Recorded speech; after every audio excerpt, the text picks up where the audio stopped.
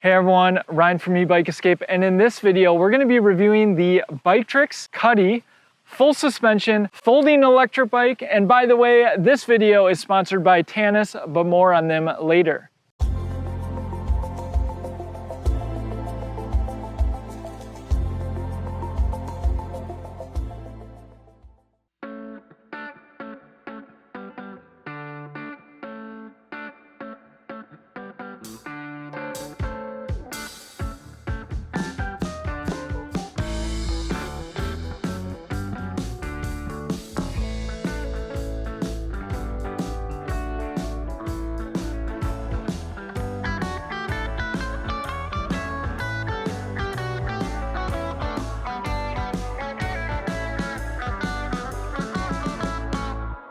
Before we get into the walk around, if you are looking to purchase any model from Biktrix, please check out the link in the description. If you click that link before you make your purchase, it helps support Ebike Escape at no additional cost to you. We'll also throw down in the description some of our other resources, our electric bike accessories list, top e-bike brands page, and finally our electric bike discounts code page, where we track all the deals on the electric bike brands that we follow. With that, let's get into the details of the Biktrix. As you can see, Kutty, full suspension, electric bike. Now, I've been admiring Biktrix for some time now. It's a brand that I've featured over at ebikeescape.com a number of times, and I was finally able to get in contact with the company for a full review. So if you want to see us review more Biktrix electric bikes, do us a favor and click the like button and let me know down in the comment section below what other Biktrix models you're most interested in. And so while this might not be my first choice of a model to review from the company, I was super excited that they were willing to work with us. With that, let's get into the details of this bike. We'll actually start up here in the front of the bike. We have Repute mechanical disc brakes up front, not a brand that I'm familiar with. Now in my test riding, the brakes do function. They certainly stop you. I think they feel a little more entry level than the Tektro brakes that I see on many electric bikes, especially when we get into the levers, which I'll show you here in just a little bit. And paired with those mechanical disc brakes is 160 millimeter rotors. And I also wanted to point out that this is a quick release, so it's very easy to remove the front tire if you need to. And up front, we have an RST guide front fork, 80 millimeters of travel. Now, I have seen RST forks before, so I was happy to see a name brand up here. Now, it's worth pointing out that the front suspension does not have a lockout, so the suspension is always going to be providing some comfort along the road, but you do have a preload adjustment up front. So I'll go ahead and push on the suspension so you can get an idea of what to expect. And as you can see, this suspension works really well, and happy to see, again, the name brand on this bike. As we see on many of these folding electric bikes, we have 20-inch wheels, and these are actually 3 inches wide Chow Yang tires. You can see they have some tread on them, so if you wanted to take this bike off-road, certainly capable of doing so. And I actually really like the 3-inch width. It provides some additional comfort, but it's not quite as wide as the 4-inch tires that you see on many folding electric bikes. A personal preference, but I think the 3 inches is kind of a happy medium. Speaking of tires, let's get into the sponsor of the video, Tannis. This video is sponsored by Tannis. We're really excited to have Tannis as our first sponsor here at Ebike Escape. Getting flats on an e-bike can be especially difficult to fix, so why not help prevent them in the first place? Tannis Armor inserts are inserts that go inside your tire, providing 15 millimeters of protection at the base and 2 millimeters of protection on the sidewalls. Tannis makes purchasing the liners super simple. Simply go to their website, type in your tire size, it spits out the liners you need. Don't forget the tubes. Then you can either install them at home by yourself or take them to your local trusted bike shop. While we do know there are many e-bike manufacturers that offer Tannis tire liners on their website, if you go directly to Tannis's website, we have negotiated a discount code for Ebike Escape viewers. Discount code can be found in the description below. Thanks to Tannis for sponsoring this video. Moving on to the rest of the frame here, we have the Biktrix logo on the head tube here. And I already showed off the Kutty full suspension branding. Again, this is a Canadian company. And there's other aesthetics around the bike as well. Biktrix here, as well as Kutty, full suspension. That's what the FS stands for on the rear here. So very sharp frame design, and it comes in really cool colors. Of course, we opted for the maybe most out loud color, the yellow, and I think it looks really nice. My wife actually picked out this color. I always like to point out the cabling. You can see they have some wrap here, but they do have them in a nice bundle. And then unique to this bike that I don't often see on many folding electric bikes is they're actually internally routed. Now, one of the unfortunate things when I received this bike, the brakes were pretty much inoperable. So I had to send this off to a bike shop to get those fixed. And I'll kind of show you a trick on how to avoid any kinks in the cable to prevent that from happening again. So what happens is there isn't a ton of clearance here, and there's just a chance with these internally routed cables that they can get pinched. The interesting thing is this bike comes virtually fully assembled, and it doesn't come folded, so it actually made it into the box with the brakes not working. Of course, Biktrix was willing to help us out and pay a bike shop to take care of that for us. And Biktrix is one of the more reputable brands in my opinion, so I would expect that they would do the same for customers, not just reviewers like myself. Now, this is a folding electric bike. I'll fold it towards the end of the walk around, but we have the clasp that we see on many electric bikes, and then the handlebars can fold. We do have some adjustability with the handlebars to raise and lower them. Just be aware of the minimum insertion point on these. You don't want to raise them too high. And there is a quick release up here as well, and that allows you to turn the handlebars to your liking. Let's move on to the rest of the cockpit. We have very simple rubber grips here. Of course, you could upgrade to locking grips if you find that the grips are moving around on you a little bit. For brakes, we have these R-Tech levers. Now, of course, when this bike first came shipped, I could barely squeeze these. I would say they're an entry-level lever. They don't feel quite as nice as the Tektro ones, but they certainly get the job done. And of course, you have the motor cutoffs as well. So as soon as you hit the brakes, it's going to cut power to the motor. This bike has a left-hand thumb throttle, but it's actually reverse of the throttles that I see on many electric bikes. As far as thumb throttles go, you actually engage it by pressing up. Now, I wanted to note that this does come out on the right side, so you could actually undo this and put it on the right side if you wanted a thumb throttle where you're actually pushing down on the throttle, again, like I see on many electric bikes. Let's move on to the display. So this bike has a LED display, not to be confused with an LCD display. Power button here in the middle. I'll go ahead and turn it on. And we just have 3 modes of assist: low, medium, and high. And then of course you also have your battery capacity. You can see we're down 1 bar out of the 5. Very simple display on this electric bike.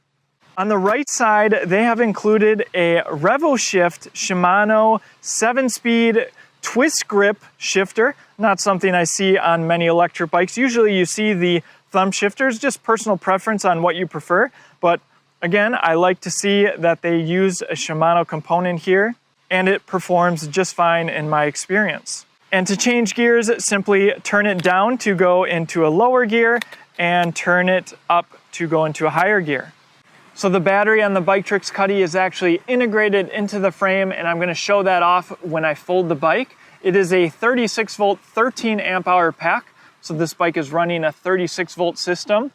For pedals, we have plastic folding pedals on this folding electric bike. Would have liked to see metal ones for durability, but you can always upgrade. Or of course, you can also put on non-folding pedals if you want a bigger platform here. Now the kickstand in the rear, nice and beefy, and it is located out of the way of the pedals, so you don't have to worry about hitting the pedals against the kickstand. One of the highlights, of course, of this electric bike is that it is full suspension, and it actually provides a decent amount of comfort. And I really was happy to see that this rear suspension is adjustable. JT and I both took this bike out for a ride, and we both agreed that this is a decent entry-level rear suspension on this bike. I'll go ahead and bounce on the bike so you can get an idea of what to expect with that rear suspension. In the rear, we have a matching Repute mechanical disc brake and of course the 160mm rotor. And there's a close look at this motor. You can see it is a Bifang motor, 250 watts, and I'm not sure exactly what it peaks at. The company actually wasn't able to tell me that number either. So you'll have to check out the upcoming first-person riding footage so you can get a sense of how powerful this motor is. Again, we are running a 36-volt system. Moving on to the other side of the bike, again, 7 gears, 14 to 28 tooth, Shimano rear freewheel, and in the front we have a 44 tooth front chainring. It is plastic, double-sided, which will help prevent your pants from getting any grease on them, as well as protect the cogs. There's no protection on the rear chainstay here. You can consider purchasing some 3M tape. We have some listed on our electric bike accessories list, and that will just help prevent any nicks from the chain. And for a derailleur, we have a Shimano Tourney derailleur. It's a component that we see on many electric bikes, though admittedly it is on the entry-level side as far as Shimano components go. But in my experience, it is pretty easy to adjust with the barrel adjuster and of course a cheap component to replace if you ever needed to.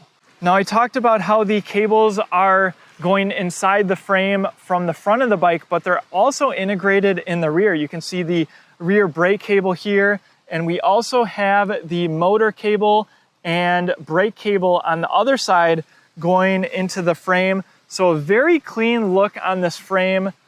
Not necessarily something you see on many electric bikes. You can see the quick disconnect here for the motor, and then the motor comes in on the right side here. And again, we have the Canadian flag on the right side of the chainstay. Let's talk about the saddle and seat post. Very thin seat on this bike. It doesn't provide a whole lot of comfort. In my opinion, most people are going to want to upgrade this. Check out our electric bike accessories list for the saddles that we see many people purchase. I also wanted to point out that I currently have this seat post in its highest position. You can actually see the minimum insertion point is right there. So when you're watching the third-person riding footage, just be aware that I'm 6 feet tall, and I would perhaps raise this seat post up a little bit more if I was able to. Now, of course, with the rear suspension, you are also limited on how low the seat can go. So I'll go ahead and drop the seat post. Now, what's going to happen when you're lowering this is it can come in contact with the rear shock. So you want to be careful of that. So that's probably going to be the minimum seat post height right there. Still, in my opinion, accessible to shorter riders. In the center of the frame here, we have the main folding lever here.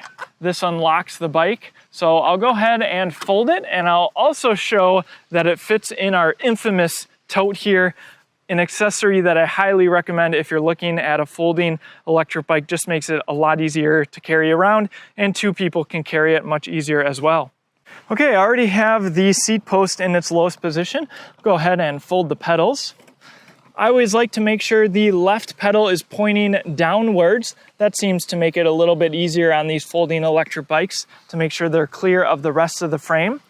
Now I'll go ahead and lower the handlebars all the way. Not something you have to do, but it does make it a little bit more compact. And of course, fold the handlebars down as well, like so. And then the final clasp here.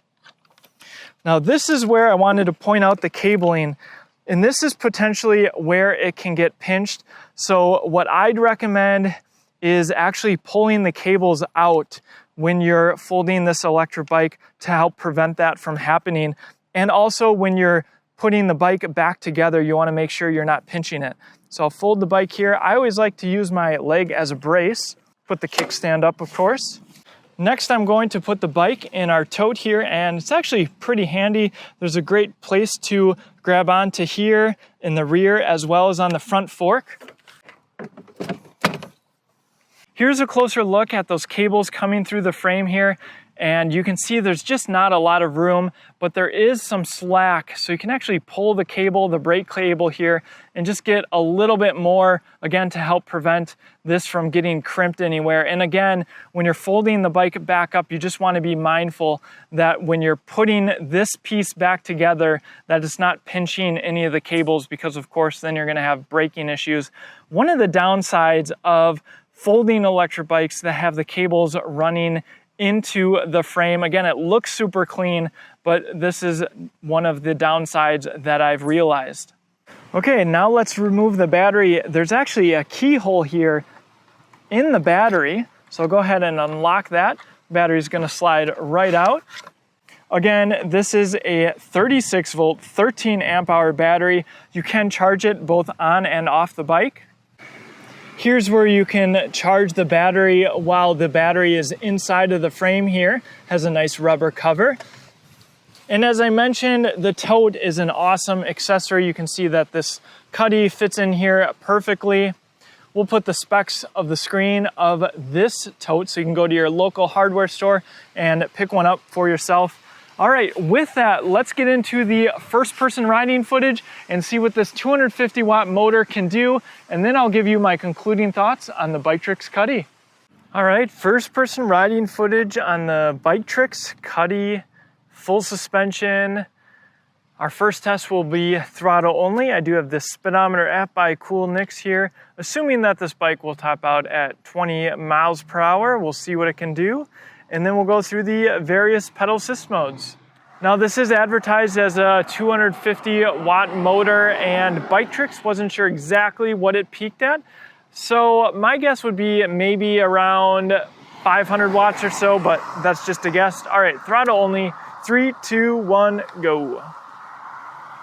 Nice easy takeoff again, a lower powered motor, so not surprising. 13, 14, 15, 16, and actually, that might be it. Looks like the top speed is right around 16, 17 miles an hour. You can see I'm holding the throttle here. All right, now I will actually turn pedal assist off. I do get the question sometimes, can you pedal whatever electric bike I'm reviewing with no assist, no battery? Hopefully you don't run out of battery. And usually the answer is yes, but you're just not going to go very fast. Right now I'm in second gear and still putting in a decent amount of effort, going about 8 miles an hour. Could shift down to first gear maybe, but that's about what you can expect. Of course, the biggest challenge is going to be hills. Okay, let's go in the various pedal assist modes. Now, I did want to note that in pedal assist 0 or with pedal assist off, you do not have access to the throttle. So you have to be in low, mid, or high. And right now I am in mode low in first gear, going about 8 miles an hour. I could probably shift up to second gear here. Get a little bit of a workout. The way I like to ride our electric bikes is providing a decent amount of effort, but not too terribly much. Just kind of amount of effort that you could go for a long ways. So second gear in the low power mode feels pretty good.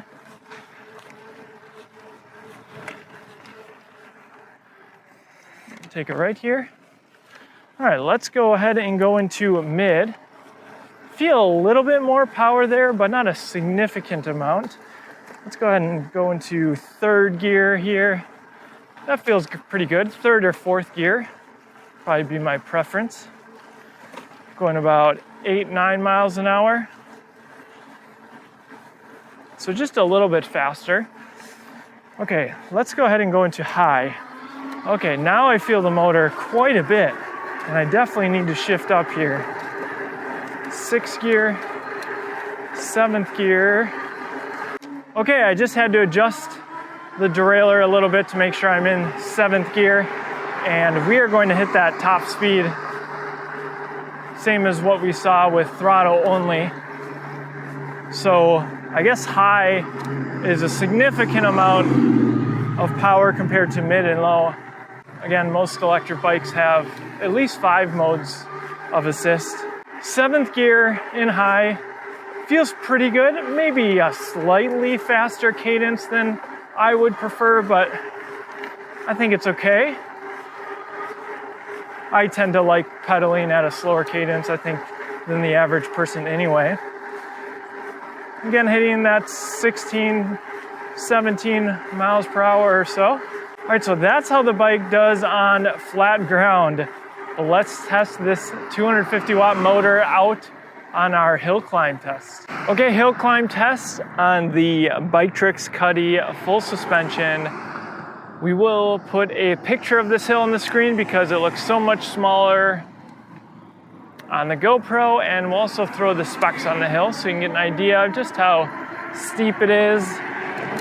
Now, this is going to be an interesting one, given it's a 250 watt motor. Most often, we're testing out bikes with 500 watt motors that maybe peak even higher, or 750 watt sustained motors that peak into the thousands or around 1,000.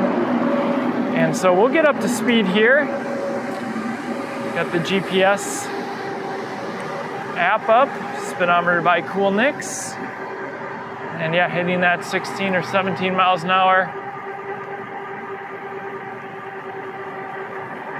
Now, I will say most 750 watt bikes will have a minimum speed about 14 miles an hour up this hill, 14 or 15, somewhere right around there. So we're hitting 13 miles an hour here. And again, if you're looking at a 250 watt motor, you're probably not quite as concerned about hills, or maybe you live in an area that doesn't have hills. If you're looking at a e-bike with a motor that small, or maybe you just need that little extra boost up hills. Maybe you're a cyclist. Looks like 10 miles an hour. I might have seen 9 for a second, not 100% sure.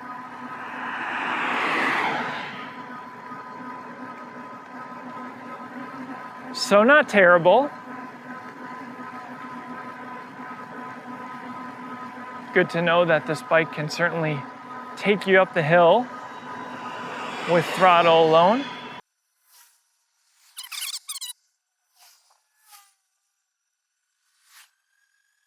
Okay, the hill is coming to an end. 9 miles per hour was the minimum speed. Of course, you're likely to be pedaling, conserve that battery, get some workout in. So I'll go back down the hill and I'll go up it again while pedaling. All right, hill climb test while pedaling. I will say I was going about 22 or so miles per hour down the hill, and the brakes, they did stop me. They just don't feel quite as nice as some of the other mechanical disc brakes, at least in the levers that I've tested. I'm gonna give myself a little bit of throttle just to get started, get the pedals moving, and shift all the way down into first gear.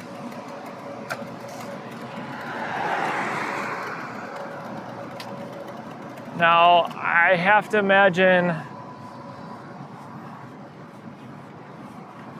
I'm going to need to go into at least the mid-level. I mean, the hill has barely started and I'm just not getting nearly enough motor power. It would be a significant workout to get up the hill, and I'm even in second gear actually, going about 5 miles an hour. And I could slow my cadence and just crawl up the hill, but I would definitely go into a higher pedal assist level. All right, there's mid. This feels so much better. Second gear. This is certainly more doable, but still going to get a workout, put in some effort in mid, and we're going about 7 miles an hour or so. So you can do the hill. I could do this hill perfectly fine. Just not going to do it very fast. All right, let's go ahead and go into high, and that's really where it seems like maybe you're getting 50, 60% power in mid, and then at high you're just getting, 100%. Just seems like a pretty big gap, again, with only 3 levels of pedal assist. All right, I think I could go even into, I think I'm in 6th gear now. And this feels pretty good, 12 miles an hour, not bad. So while it is only a 250 watt motor, if you had some hills and you're comfortable riding a bike, it's doable. It's not gonna fly you up the hill like some e-bikes, but this is no problem. If I were riding this bike a lot, I would definitely go in high, and again, keep it in 6th gear. Put a little bit of effort in, but not too terribly much. And we did get going a little bit faster, 12 miles an hour or so, with putting in some leg effort. All right, with that, let's get into some third-person riding footage, and I'll give you my concluding thoughts on the Biktrix Kutty. The Biktrix Kutty isn't the only folding full suspension e-bike on the market, but they are rare. The frame design of this e-bike, minus the increased chance of crimping your cables, is a standout feature of the bike. Not only does it look great with the multitude of color choices, but the full suspension allows you to take this bike off the beaten path. The RST guide fork paired with the adjustable suspension in the rear were great choices from Biktrix. I was also happy to see the bike nearly fully assembled in the box. You can check out our live unboxing video if you're curious to see it for yourself. The Shimano components were nice to see, and I liked the choice of the 20 by 3 inch tires. Now it's worth pointing out the Kutty is the most affordable model in the Biktrix lineup. Biktrix is known for their high performance and customizable e-bikes, and it's a brand that I often recommend when people email me asking about e-bikes that fit taller riders. With the Kutty at $14.99, it's pretty clear you're paying at least in part for the brand name when you're stacking this e-bike up next to others. And some shoppers put high value on brand names, and I can't blame them.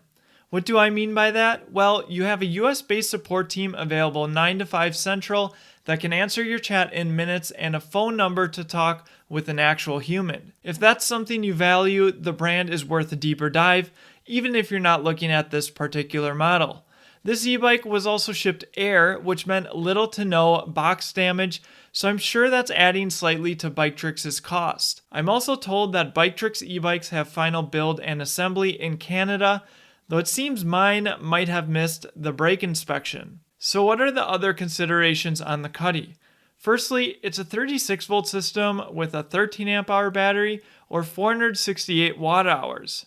Normally at the $1,500 price point, we see 48 volt 14 amp hour batteries, and many who feel the need for speed will be disappointed by that 250 watt motor that reaches speeds of just 17 miles per hour instead of 20 miles per hour we see on most Class 2 e-bikes. It seems like this motor is capable of more, so perhaps it's a change that can be made in the future. For those that don't need the power though, this e-bike is certainly accessible to those new to e-bikes, though I would have liked to see the low, mid, and high pedal assist levels tweaked slightly to provide more evenly distributed power in each mode. I'd also like to see an LCD display at this price point. The Kutty also lacks front and rear lights, fenders, and the rear suspension means your option for a rear rack are limited. However, if you want these features and also want to step through, the Kutty X2, their other folding electric bike, is worth a closer look.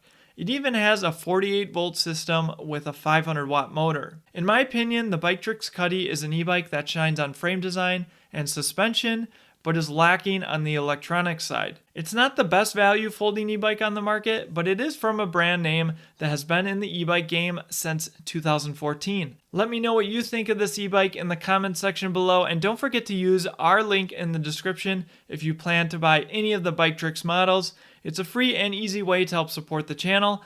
Thanks for watching, and I'll see you in the next one.